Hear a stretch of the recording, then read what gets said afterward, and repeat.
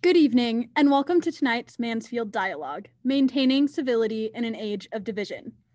My name is Mariah Thomas, and I am an International Affairs Research Intern at the Maureen and Mike Mansfield Center. I'm also a Presidential Leadership Scholar studying journalism and political science here at UM. As a political science student and journalist, I recognize the importance of working across the aisle that tonight's dialogue centers on. I have done this myself, working both for Montana's Democratic Senator Jon Tester's re-election in 2018 and working for Republican Senator Susan Collins from Maine this past summer in Washington, D.C. through UM's own Baucus Leaders program. In doing so, I learned there is far more that unites us than what divides us, even if today's political climate is one that often seems rife with division. While compromise can feel difficult to accomplish nowadays, Mike Mansfield himself offers guiding words. In a speech he made in 1970, Mansfield stated, "We need to remove the wedges of division which have been driven deeper and deeper into our society in the past few years. We need to summon ourselves to a new unity. It is not beyond our doing. It can be achieved if we will listen to one another's viewpoint, if we will act toward one another, regardless of our differences, with a degree of decency, understanding, and restraint." It's like Mansfield was speaking about modern times. His sentiment from 1970 of the importance of listening to each other and treating each other with decency despite our differences still rings true today in 2021. It is why we at the Mansfield Center are glad to be hosting tonight's dialogue, featuring Montana lawmakers from both the Republican and Democratic parties to foster understanding rather than division. Before we get the dialogue started this evening, I'd like to give some reminders. First, please keep your sound muted throughout the dialogue. To have your screen show only the speaker, go to the top right corner of your screen to be sure you're set to speaker view rather than gallery view. If you click on it, you can switch between the two options. If you move your mouse down to the bottom, you should pull up a row of icons. About right of center is the chat icon. Clicking on that will open the chat box at the right of your screen. Please feel free to leave any comments or questions in the chat box throughout the dialogue. Now that all that technical stuff is out of the way, I would like to introduce tonight's conversation moderator. John Bennion is a Billings native who formerly worked as Montana's Chief Deputy Attorney General under Tim Fox. He is currently the Government Relations Director for the Washington Companies. John, take it away. Thanks, Mariah. Good evening, folks. I'm so glad that we have great interest in this program. We have tremendous registrations for the virtual program tonight, so welcome. The Mansfield Center is grateful to have 4 tremendous lawmakers here with us tonight to talk about their experience, to talk about civility and public service. We selected these 4 because they bring a wealth of legislative experience to the table. Unfortunately, all 4 are not able to run for re-election, but we're very interested in what they have to say from their experiences. To save time, I'm only going to do short intros at the start of each of their first questions. And speaking of questions, many of you submitted some great questions that we have incorporated as themes into the program tonight. So we thank you for contributing to that. I've asked our panelists to keep their answers to no more than 1 to 2 minutes, which is well beyond the Mike Mansfield short responses of yep and nope, but we're interested in what they have to say. So let's get things kicked off. First, we're going to move to the western part of the state, to Missoula, where Senator Diane Sands is going to join us. And Senator Sands has been in the legislature off and on a little bit since 1997. She completed her time in the state house after being term limited, and since 2015 has been in the state Senate, where she represents a district that includes Target Range, Orchard Homes, the Lolo area in Missoula County. So welcome, Senator Sands. Thank you, John. We want to kick things off on a civility discussion by just talking, what is civility? What are we even talking about here? So can you give us your thoughts on that? Well, I think the issue of civility is interesting. As I was looking at the origins of the word, the other words that we know relative to civility are civilization, for example. And what is civilization more than a structure by which society finds a way to live and work together in community of some kind? And civility, the other words that come up, of course, are civil disobedience or uncivil. I think of civility as in a continuum. There really are the the norms and the behaviors that we agree to as a society that allow us to participate with each other in creating community or our country. And it's really on a continuum. It isn't really that we're civil or we're not civil. It's just where do we fall on that? And I know as an individual as well as other people, at times I fall into the darker side of that myself. So it is something that I think we need to reaffirm as a society, because right now I think our society isn't in agreement about who we are as a country or how we should operate and how we should treat each other. And I think that is fueled by a number of things, including social media, a different perception of what reality is, and certainly our willingness with the anonymity of things like social media to attack each other, to call each other names, and to view each other as enemies versus as friends who disagree on certain issues and have to work together. So I think that civility is on the decline in the society right now, and it's something we need to take seriously and make a commitment to if we want to continue to work together as a people. Well, that's a great start. Thanks for sharing your thoughts. Let's move to Billings, the Billings area, Magic City. We're going to talk to Senator Doug Kary, who served a couple of terms in the state house and then moved on to the state Senate, where he represents the Billings Heights, which is where I grew up. And so welcome, Senator Kary. I'm going to ask you the same question that I asked of Senator Sands. What is civility, or what is it not? Thank you, John. Civility basically is just being formally polite. And incivility, not polite. So two simple things, but our public perception, and this is thanks to our two-party system, the media seems to grow distrust in the public institutions. The legislative body, as well as the legislators themselves, feel this, and the public has become cynical about politicians as well as the government in general. It's possible in this great American experiment, we're a democratic republic for as long as we can keep it. But really, can we keep it? That's up to you. That's up to me. And we're responsible for that.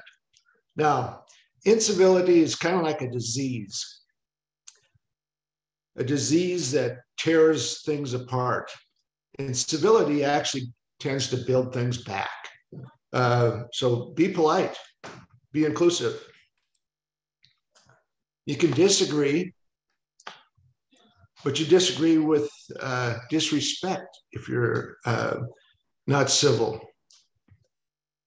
To be civil, you have to have tolerance.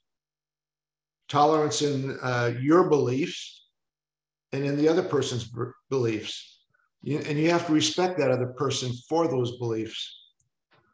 Give that other person the benefit of the doubt. We all have freedom of speech. Stay cool, though, and be rational.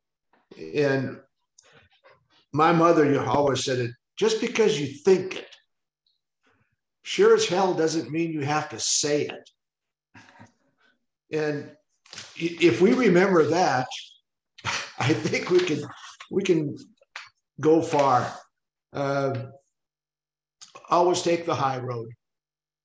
Don't try to get the individual that you're talking to disgruntled and come unglued.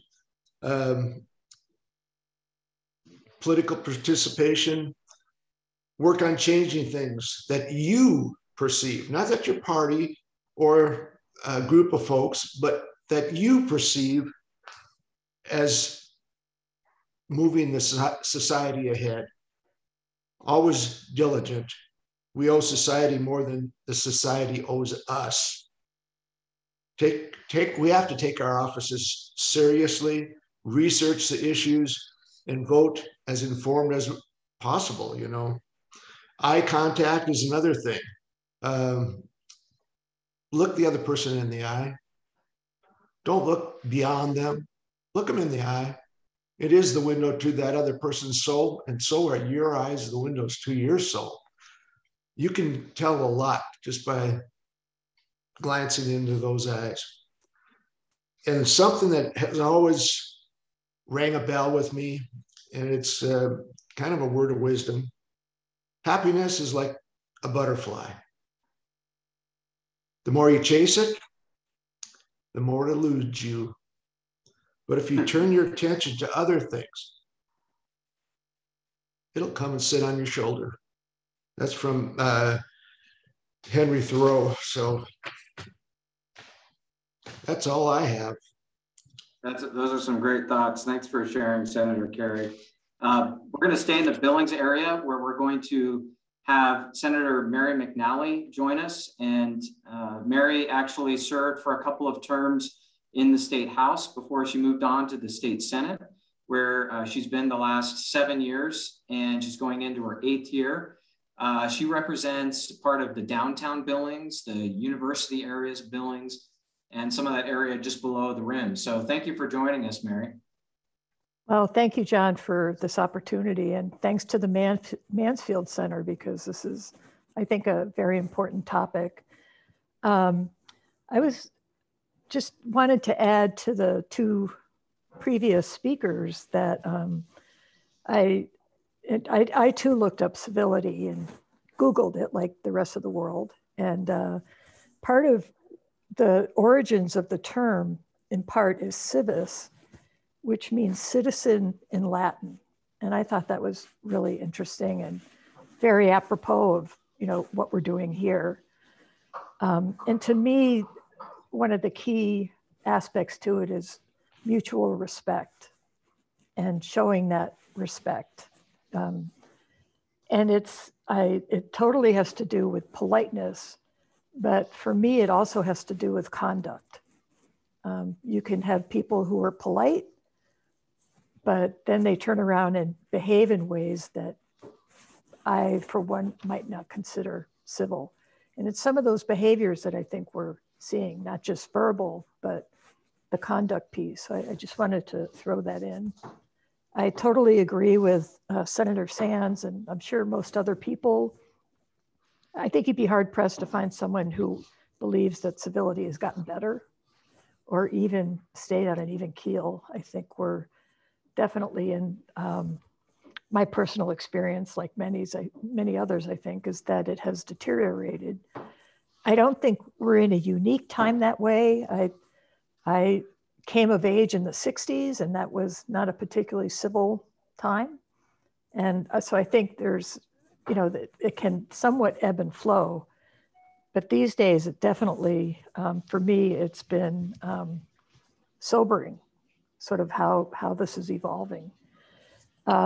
As a Democrat running for office in Billings, in what has been a swing district, I've spent a lot of time on doors over the years, and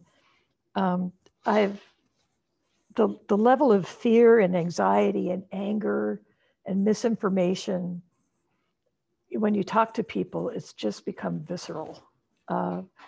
And one-on-one, I can talk to people and have good conversations, even if we don't agree. But on a broader scale, the question had to do with community as well as the legislature. And, you know, you're seeing it in school board meetings and health policy meetings, and that civil discourse is just really deteriorated. And it can actually be toxic, and people feel threatened. And that's new to me. That's new to my experience. My first term in the House was in 2011. And that was the year the Democrats took a big hit, and we were down to 32 people in the House, for example, and the Tea Party had found its voice. And I was just learning the rules of engagement. So it was a very interesting session and not particularly civil. But as time went on, and I got some experience, and it seemed like things settled down a little bit until recently. And I would say that for me, in my opinion, probably the last session was the hardest. So That's my take on it. Well, I think we'll get a chance to talk a little bit more about that too. Thank you for sharing. Let's go now to back to Western Montana. We'll go to the Flathead Valley where we have Representative Frank Garner. And Frank has been in the House of Representatives for the last 8 years. He's been serving the downtown Kalispell community. Welcome, Representative Garner. Thanks, John, and I appreciate the opportunity to be here tonight. I think I'd start when we're talking about civility. A kind of phrase comes to mind that I've coined a new term for it. It's called the golden rule, and I'll take credit for it, right? Because I run for office. But it's been around for a long time, right? The expectation that we're going to treat people in a way that we expect them to treat us. And particularly in the job that we have, it doesn't mean that we have to share or agree on ideas, right? I mean, there's a reason in the House, for instance, they send 100 of us and not just 2. We're diverse, we have different ideas. I think that's where our strength comes from. I don't think that's a weakness, but certainly in my lifetime, I would say, it seems like I see more division, more rancor, more kind of public discourse that I wouldn't have seen before, right? Kind of stuff that my mom wouldn't have put up with in the back seat of the car as we were driving down the road. And, and we can get into the weeds on, why we think some of that is, but I think part of that is this, that we live in a world where we can instantly share our thoughts, right? We don't tend to temper them as much. We don't apply the 24-hour rule. And we can share it on, Instagram or Twitter or Facebook instantly with the rest of the world. And like toothpaste out of a tube, it's tough to reel that back in. So regardless of the causes, it seems to me we have some work cut out for us in terms of trying to provide for a set of expectations that says we can disagree and still be civil and follow that golden rule. Those are some great thoughts. I appreciate you sharing them. So let me jump back to Senator Kary, and we'll give you a chance to turn on your, there you go. In this whole discussion about like during your time in the legislature, have you seen things get worse, or do we kind of romanticize the good old days in some ways? And in some ways we've always had bumps and this is no different. Or have you seen things get worse during your time, both in the legislature and also in the community? Yeah, unmute. So you want to look at me, but you don't want to hear me, or I don't want you to look at me, but hear me. Okay, got it. During my time, I think I've seen some of the best and some of the worst. Probably the worst was when they had to lock down the Senate chambers. I think that was in 2013. Definitely the worst. The best, when we have a crisis and everybody comes together. And that happens a little bit every session, whether it be a loss of a senator or representative's family member, somebody in staff, an accident. We come together on that. It's horrid what the news does to us while we're in session, but that's politics, I guess. They make us out to look terrible. This does not look grand, but I found a wife. But seriously, we need to stand up. Each and every one of the 150 members of the legislative body needs to stand up. And once we get elected, you know, whether it's the first time, second time, third time, once you're elected, throw that running, having to have the front and center of every stage, put that away. Put your business hat on and get down to business. We were sent there by our constituents to do things. In order to get those done, we have to work with other people. And that's where civility comes in. If you're just going to argue, no. Find some common ground. And some people you're never going to find common ground with. It's impossible. But you'll never know if you don't try. And guess what? That one individual can be pushed by 149 other individuals, and maybe they will see the light that something has to be done. If we don't try, definitely going to lose. That's good stuff to think about. Let's shift back to Senator Sands, and I wanted to give you a chance to answer that same kind of question, because your time in the legislature extends to that one term back in 1997. It's an interesting perspective. It was pre-term limits. It was, 25 years ago. And so are we just romanticizing the good old days and, but there were actually bad things back then? Or have you seen things get worse during your time? Well, thank you. I think things come and go. I mean, certainly to me, civility is way more than manners. And I grew up strongly in a Lutheran church tradition where do unto others and that you're supposed to love your neighbor as yourself. So I consider politics in many ways to be a spiritual practice. It isn't about what other people do, but it's what I have to do. And civility, particularly in the political arena, is difficult. It is very hard. It requires you not to shout and carry on, even in private, to feed that kind of animosity that we see in the public arena these days. I think term limits was had an impact on this issue because over the years, what that has meant is that there are fewer relationships. I think most people would agree the Senate works better than the House. Sorry, House members. Partly because most of us have worked together in many cases for decades. I know everyone in the Senate, all 50 of them. I've worked with most of them for 2, 3, sometimes longer decades than that. We know each other at a personal level. And our work together is often at this distance. It's a very intimate environment, the legislature is, actually, with people that you agree with and don't agree with. We talk to each other almost cheek to cheek half the time. So there's an intimacy there. In the House, it's so many people don't know each other. They may be there one term, they're gone. Not so in the Senate. So I think relationships are partly at the core of this. And I really urge new members to make deep relationships with people they most disagree with. Don't go find all the other people of your same party.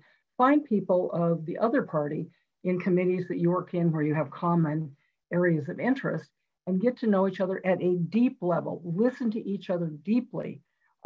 You don't have to pick a fight with them, but come to understand them at a deep human level, because the danger is when we don't do that, we then start categorizing each other as just being wrong or they're not worth listening to. And that sort of dehumanization is what justifies violence. I lived through the 60s in that as well.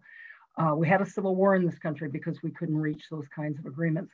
We are on that knife edge now in this country. And so I think it calls for each of us to make a commitment to ourselves deeply at a spiritual level to work toward those kind of relationships in the legislature, not just in that institution, but other places. And institutions like the legislature and the judiciary courts have formal processes to ensure that at least the surface level, that kind of decorum and civility is maintained. We refer to each other formally. And the more conflict there is and disagreement, the more we become formal. I am Senator Sands to my best friend there when we're having these debates. We can censor each other for that. You will be called onto the carpet by your leadership if you do not behave in an appropriate manner, not just the people of the other party, but your own party. That's not an appropriate way to act. So there are all kinds of rules and decorum issues in the legislature that allow us to work together when we most disagree. And that's why we're there, is to step into that, is not to step away from it. And then to learn to use those tools so that you can engage deeply with other human beings to work through these critical issues. That'd be my 2 cents. There's a lot of good stuff there. I like how you described it as a spiritual practice. That was something that we could explore in a whole nother webinar. But so let's go back to Representative Garner for a second. You know, one question I saw from the audience as we were developing the questions and this whole panel was about whether any panelists had felt like they had had moments where they fell short of their own civility expectations. And you humbly offered to answer that question. I thought that was made you a pretty stand-up guy, but could you give us a firsthand example of when you kind of didn't feel like you really met your own civility standards and maybe what you learned from that? Yeah, just one. Yeah. Just for tonight, just for tonight. Just for tonight.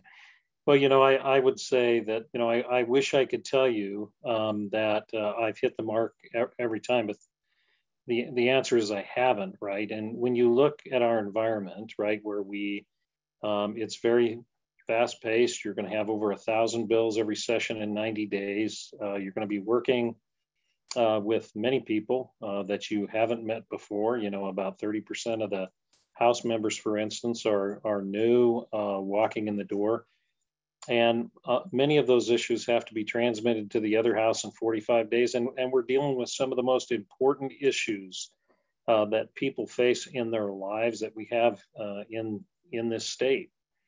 So the stakes are significant. And sometimes that can translate into you know, behavior that you wish you could change later. I know it has for me, right? I've had some of those tough discussions with people over, you know, very difficult issues that I wish the next day that I could have changed.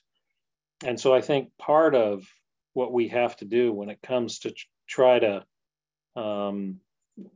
when we're trying to make sure that civility is a practice that we follow, that it's a foundation, as much a foundation of that building as the Constitution or the other practices we have, is I think the first is you've got to recognize when you're the problem. And I think you have to have a process to check yourself, right? Small group of people around you that can kind of help provide feedback, whose opinions you value, and who aren't afraid to hold you accountable in the same way that you are willing to hold them accountable when you don't hit the mark.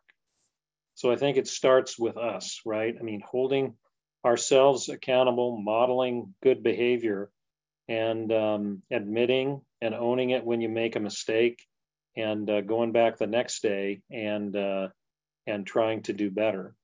And I know in my case, I've had those circumstances where I was challenged, where I wish I'd have done a better job in terms of my relationship with the people that I was communicating with. And I've had to check myself, I've had to own it. And I've had to get that feedback from people around me and modify my behavior.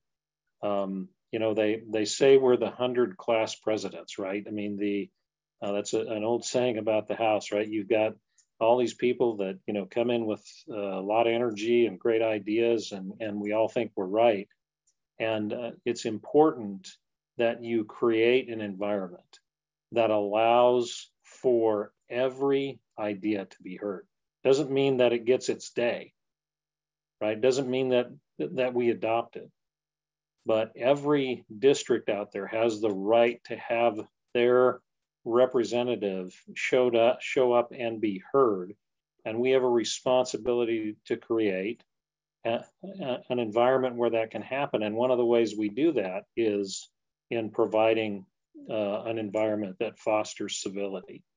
The ability to listen to people for the purpose of understanding, not just so that we know they've been heard. Listen for the purpose of understanding what they're trying to communicate to us. So it starts with us. Great, thank you for sharing that. So Senator McNally, I think people need to hear a little bit of hope that, you know, despite the fact that everyone seems to think and feel just and sense that things have been getting worse and that there's a lot of cause for concern. But during your time there, I have to imagine that there have been examples where you saw things come together because of civility, an issue or two. And I don't know if you want to spend a minute or two talking about that.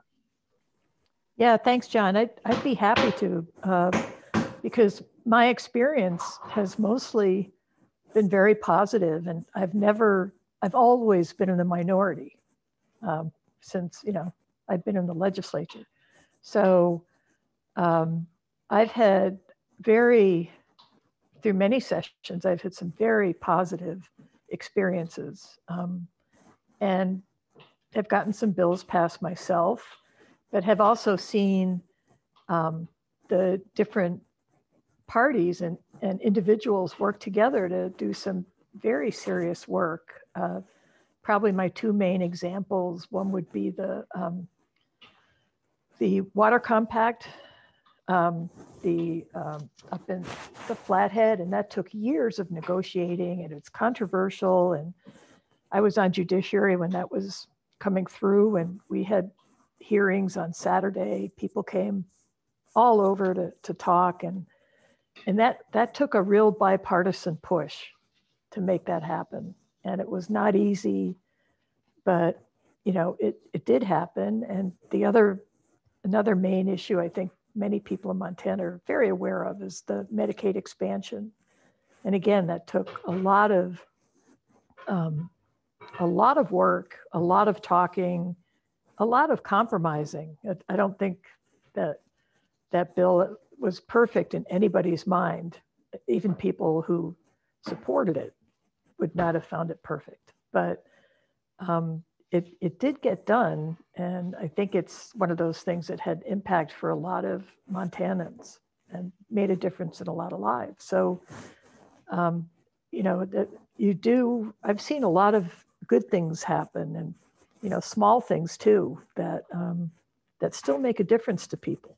So I'm not totally pessimistic by any stretch. I just think the tone and the discourse, and particularly recently, I think has gotten a lot tougher. But I love the conversation here. I love the talk about, you know, the fact that we are in intimate relationships, one-on-one with different people in the legislature, and that is how you get things done.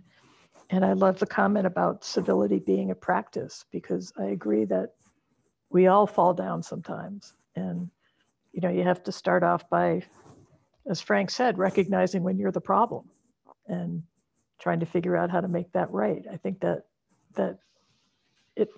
really resonates with me. Great, thanks for sharing. Let's go back to Senator Kary, and I want to pivot kind of the discussion, because we're a little bit more than halfway through, about, so where do we go from here? And I guess one of the main things that I wanted to start to talk to you all, since you're all term limited, not coming back, is if you could talk to your freshman self all the way back in 2011, what would you tell freshman Representative Doug Kary about civility, about strategies to find common ground? We had somebody in the questions ask about that.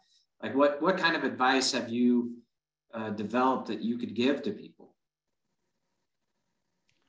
It's quite thought-provoking, John. I don't know if I've ever talked to myself, but I think I would probably tell Representative Kary that you're embarking on something you've never, ever been to before. Sit back, take it all in again, talk to as many people as you can. Don't make any rash decisions. Don't sign on to every other bill just because you know the individual that's carrying it. Take a look at things before you jump. In other words, slow down. You've got 90 days. And use your time. Use your time. Work on your own bills. Don't worry about other people's bills. Work on your own.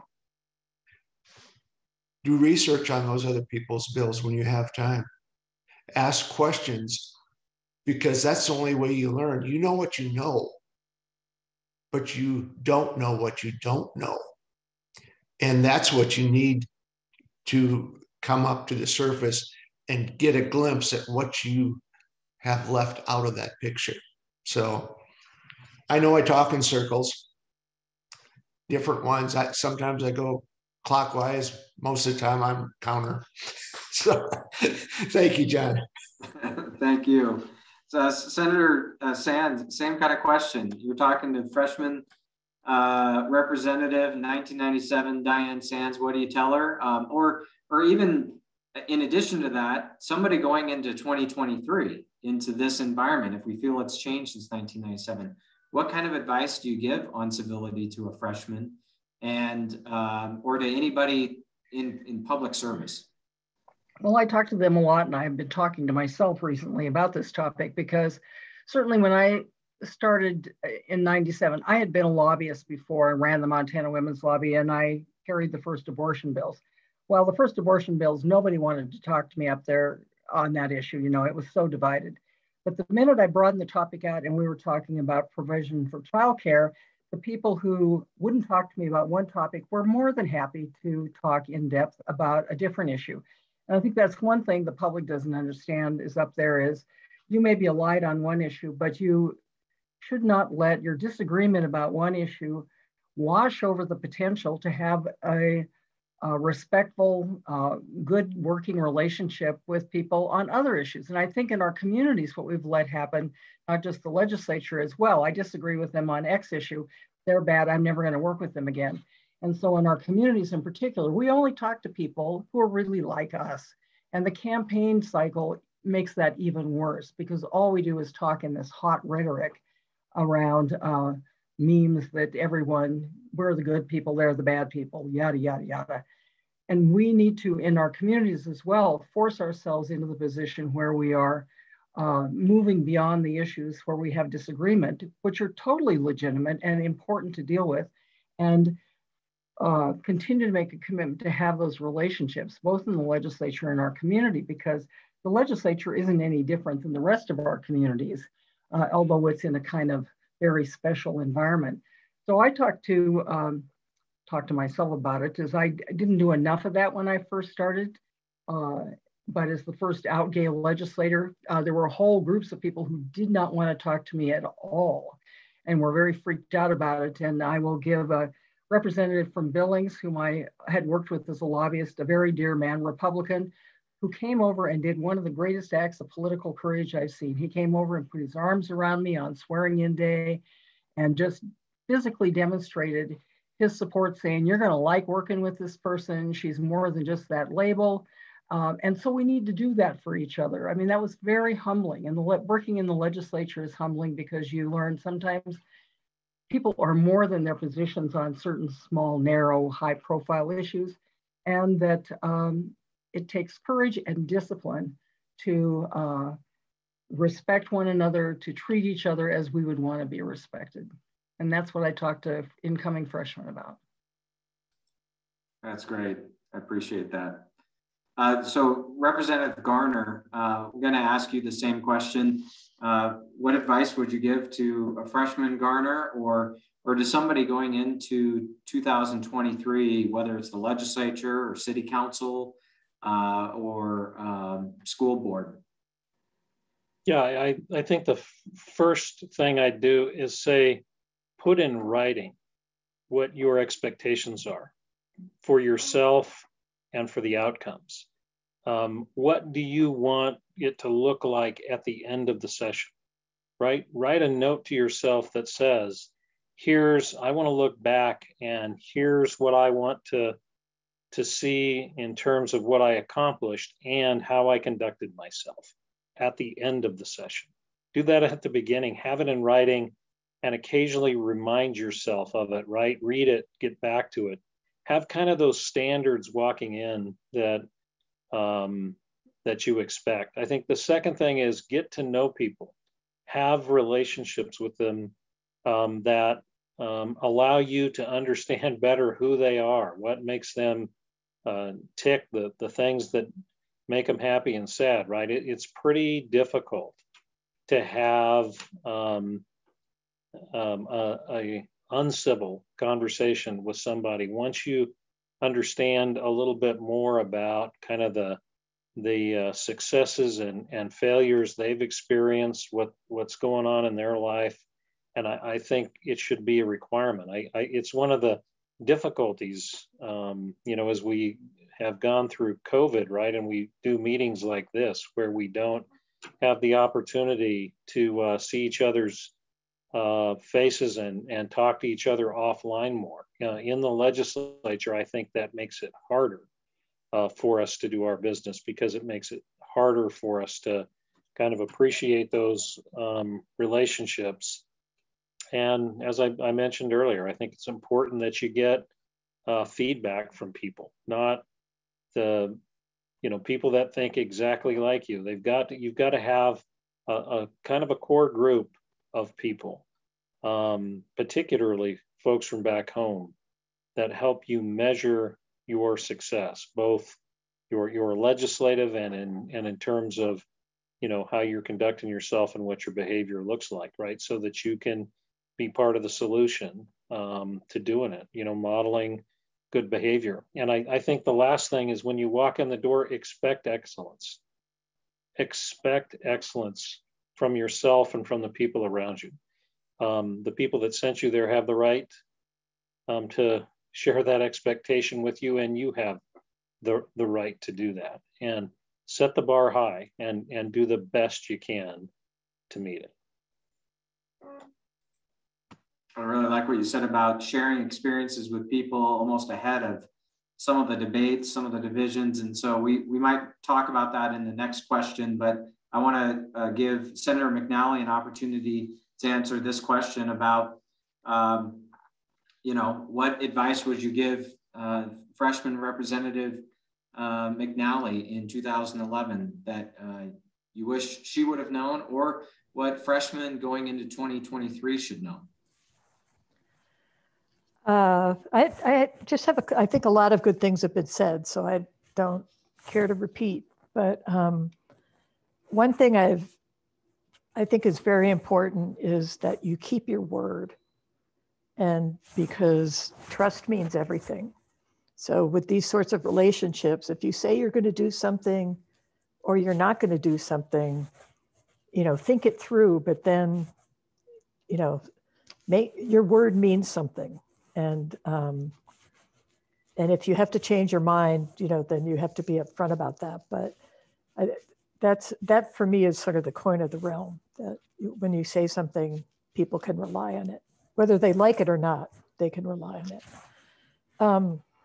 I also, I learned a lot by watching people that I respected and that other people respected and listened to, and sort of watching how they deal with difficult situations and handle conflict, and how they reach out to each other and build those sorts of bridges. And to be perfectly honest, one of the people I learned a lot from, often from a distance even, was Senator Sands. I've told her that, but I've seen her in many, I just learned how she has had a wonderful approach to people and to hard situations. And so being able to work with her and learn from her was a real gift for me. And I would suggest that anyone getting into this, find people like that, and they can be on both sides of the aisle. It's people who can, who are good mentors that way, good role models. And obviously getting to know colleagues across the aisle is critical. And I think COVID and the remote session, the mixed session last time, sort of added to making it a very difficult time, because a lot of those relationships and those conversations didn't happen. And, you know, a lot of good work gets done in the hallways, just talking to people or understanding their positions on things. So I think that's part of what contributed to what I found to be a very difficult session. So you do need to build those relationships and make that effort. And I guess the last thing I would say is it's an incredible experience. And aside from being overwhelmed, I totally enjoyed it most of the time. It's unique, it's profound, it's pretty damn funny sometimes. And there are some incredible people that you end up being with, and it's pretty amazing. So don't lose sight of that. It's a life changer. That's great. I really like what you said about the mentorship, not only people within your own party, but finding mentors maybe in a different party too, for people that are just starting out.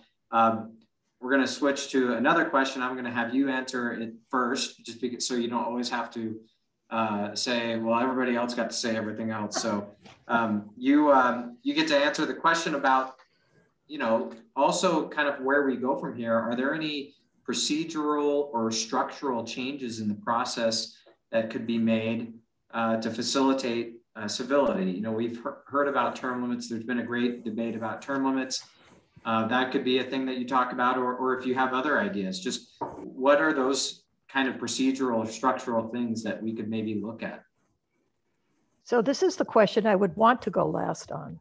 I thought it was very challenging. So that said, I think the legislature has been sort of noticed before, or said before, that we do have a lot of procedures and rules and traditions that are there for a reason, and they're very important. And I think it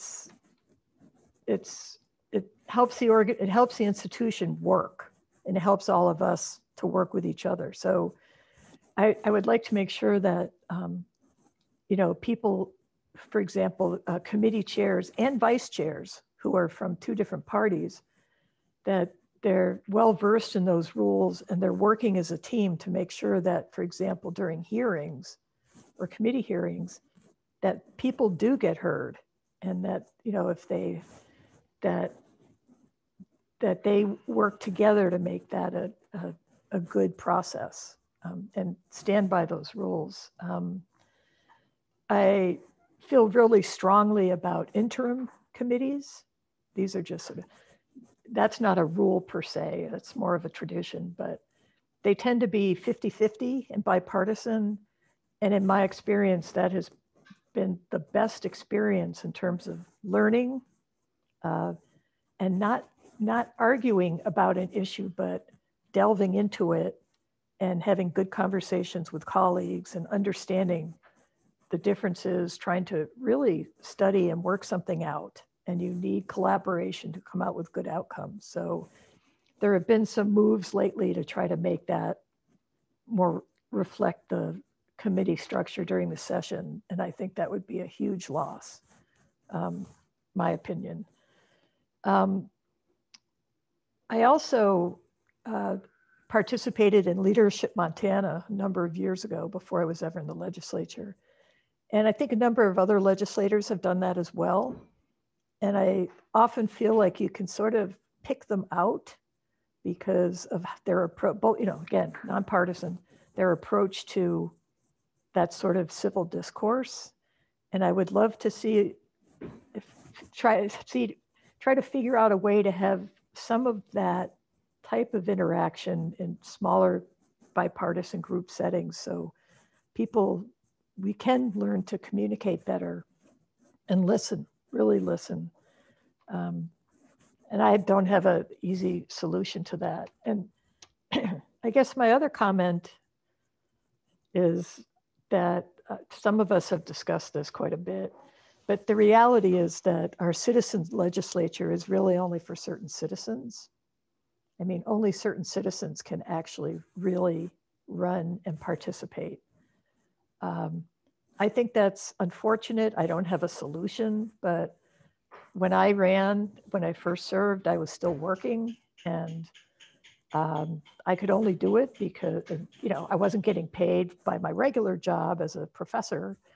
So, it's a big income hit. That's true for just about anybody. I could only do it because I had a working spouse, wasn't raising a family, and, my institution allowed it.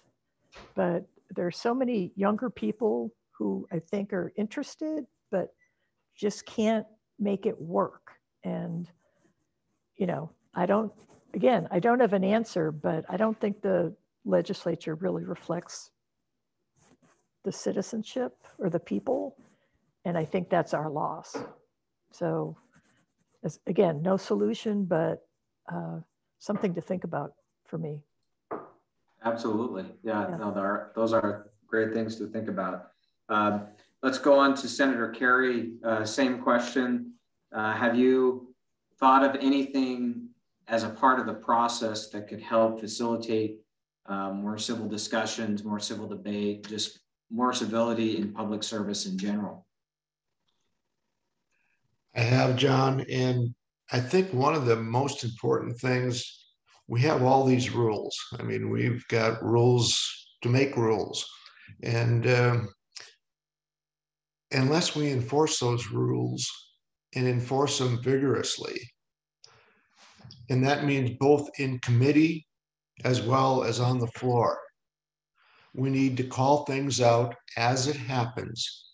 Don't let anything go by. I mean, if we need to call a recess and explain to people, that should be done. But I think it really falls down to the committee chair people and to the chairman of the day. When you're conducting business on the House floor or on the Senate floor, you need to know your rules, and you need to gavel an individual down if they're outside of those rules. Once you give them a little leeway, they seem to take more and more. As Senator McNally said, there's no easy solution. Absolutely no easy solution. And I won't go into how I feel on the interim committees, because I have had almost the opposite experience as Senator McNally has had, where certain individuals kill everything just because it has to have a majority of the vote to get out. So that type of thing, if you have that makeup in the committee, will force nothing to come out of it. And that's a time when everybody's supposed to be learning and to push together for a bill. But it hasn't seemed to work in my mind. That's about all I have, John. It's a big question. Okay. Thanks, Senator Kary. Senator Sands, same question. What kind of changes, if you had a magic wand, would you make in the process or in the structure to help facilitate more civility?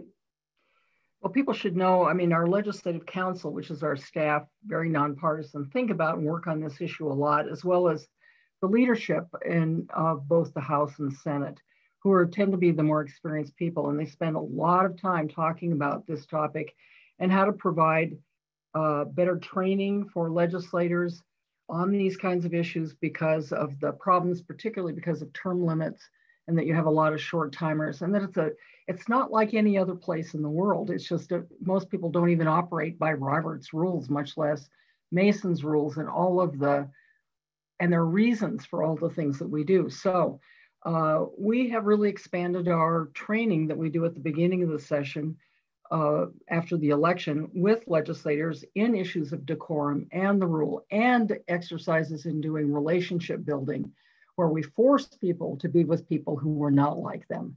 So I think we're really trying at that level. It certainly is a hot topic relative to interim committees. And I do tend to think we've done some of our best work there because we force people to spend a great deal of time with each other, both on a topic, but also developing these relationships that I think makes for better legislation and makes for better legislators. We all go there wanting to change the world. We're there for a reason. But the reality is the legislature changes you.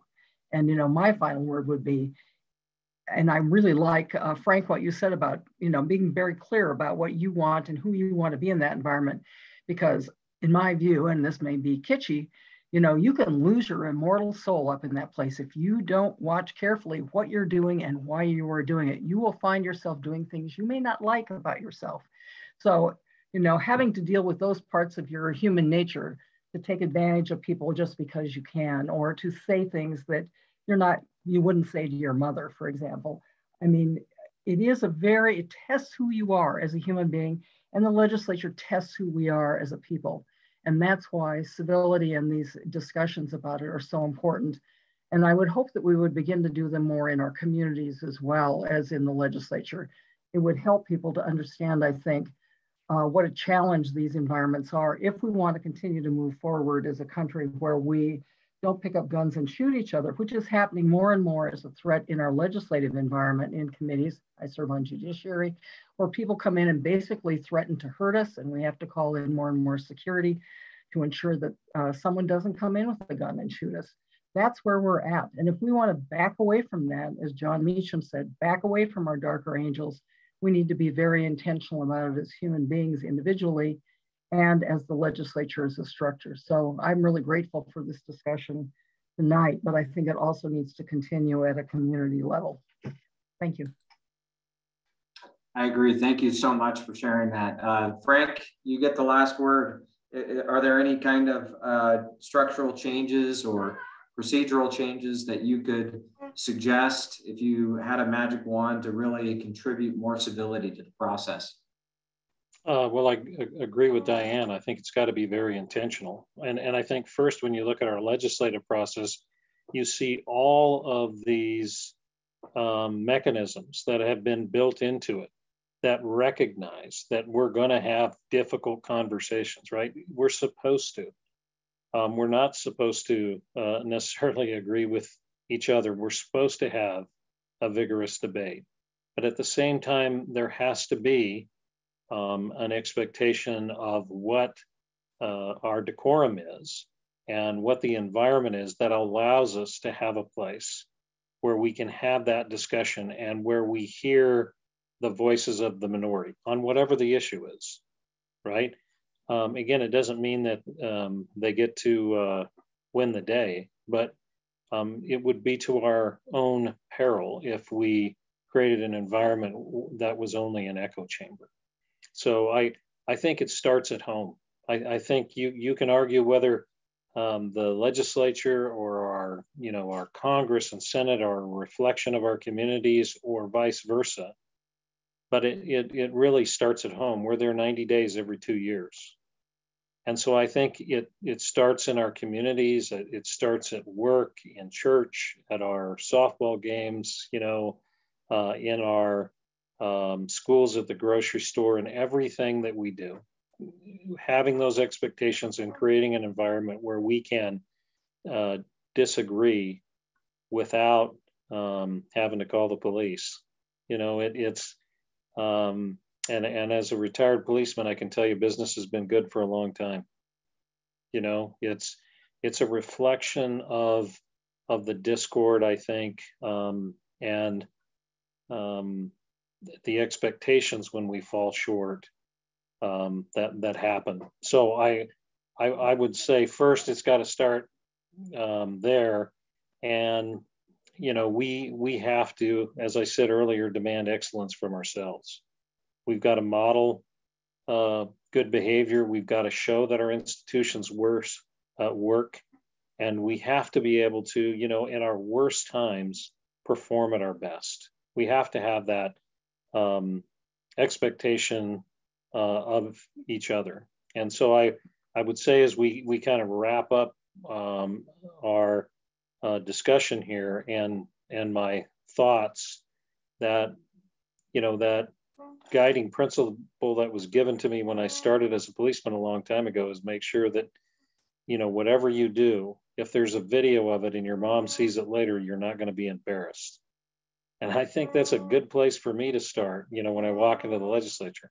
Not that I've hit the mark every time, but we do have values that are shared that tell us even, at our worst times, we can perform at our best if we create an environment and set expectations for each other that allow our opinions to be heard when we're making our most important decisions. Has to happen in the legislature, has to happen in our homes, has to happen in the grocery store and in our schools and every place else that we conduct ourselves. So it's a team deal. We succeed or fail together on it. Thank you so much. You've all given us a lot to think about. On behalf of the Mansfield Center and on behalf of all of Montana, actually, I want to thank our 4 panelists. I want to thank them for their public service and for joining us tonight. And to our viewers, you'll receive a brief survey after this is all done, where you'll be able to comment on the content and give suggestions on any kind of future programming or training as it relates to civility. Be on the lookout for more on civility from the Mansfield Center in 2022. But until then, we hope you have a wonderful holiday season. Good evening.